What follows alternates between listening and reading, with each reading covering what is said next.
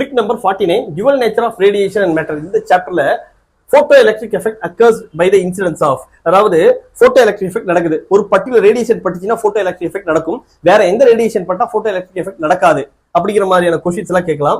இப்போ அதுக்கு வந்து என்ன பண்றீங்க, இதுக்கு photoelectric effect தெரியணும்னா அந்த எலக்ட்ரோமேக்னெட்டிக் வேவோட அந்த ஆர்டர் நமக்கு தெரியணும். இப்போ நம்ம என்ன பண்றீங்க, ஃபர்ஸ்ட் விசிபிள் வெச்சுக்கோங்க.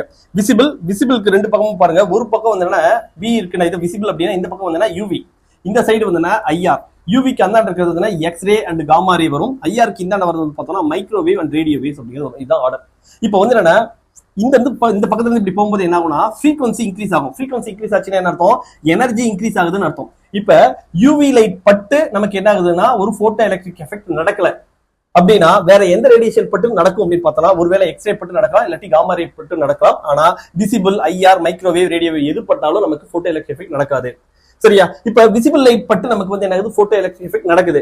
வேற எந்த லைட் பட்டுச்சுனாக்கா நமக்கு நடக்காதுன்னு கேட்டா, ஒருவேளை இதோட ஹையர் எனர்ஜி எல்லாம் பார்த்தோம்னா இதெல்லாம் பட்டுச்சுன்னா கண்டிப்பா நடக்கும். இதுக்கு கீழே இருக்கக்கூடிய ரேடியேஷன்ஸ் வந்து பட்டுச்சுன்னா எனர்ஜி கம்மியா இருக்கும். அப்ப வந்து என்னன்னா நமக்கு போட்டோ எலக்ட்ரிக் எஃபெக்ட் நடக்காம கூட போகலாம். அப்ப இதை பேஸ் பண்ண क्वेश्चंस வந்து நமக்கு எப்படி கேக்குறாங்கன்னு பாருங்க.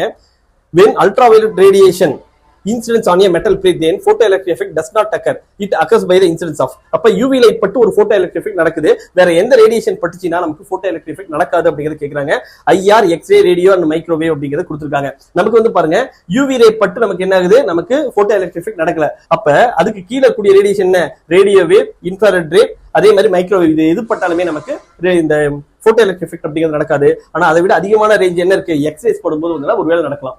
சரியா? அப்ப இந்த மாதிரியான क्वेश्चंस வேணும்னா உங்களுக்கு அந்த எலக்ட்ரோமேக்னெட்டிக் ஸ்பெக்ட்ரம் அதோட ஆர்டர் வந்து உங்களுக்கு தெரியணும். சரியா? அப்ப அதுக்கான இதை வந்து நான் உங்களுக்கு ஒரு ஷார்ட் ட்ரிக்கா சொல்றேன், அதை மெமரைஸ் பண்ணிக்கோங்க. இது வந்து என்ன, ராம் இன்விசிபிள்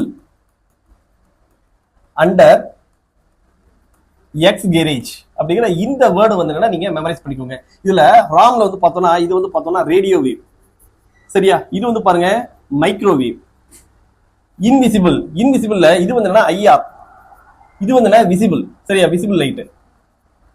அதுக்கப்புறம் அண்டர், இது வந்து என்ன, UV, X, X-ray, garage, gamma ray. சரியா? இந்த மாதிரி இந்த வேர்டை நீங்க மெமரைஸ் பண்ணிட்டீங்கன்னா கூட இந்த ஆர்டர் வந்து உங்களால ஈஸியா மெமரைஸ் பண்ணிக்க முடியும். இதுல வந்து பாருங்க எலக்ட்ரோமேக்னெட்டிக் வேவ்லயும் இந்த ஆர்டர் ஆஃப் क्वेश्चंस வந்து கேட்பாங்க. நமக்கு இந்த பக்கத்துல இருந்து இப்படி போகும்போது என்ன ஆகும்னா ஃப்ரீக்வன்சி இன்க்ரீஸ் ஆகும். இங்க நீங்க வரும்போது என்ன ஆகும், வேவ் லெங்த் வந்து இங்க குறையும், இங்க ஃப்ரீக்வன்சி இன்க்ரீஸ் ஆகும். சரியா? இந்த ஆர்டர்ல வந்து என்ன क्वेश्चंस கேட்பாங்க. டியூவல் நேச்சர்ல வந்து இந்த மாதிரி क्वेश्चंस ரிப்பீட்டடா கேக்குறாங்க.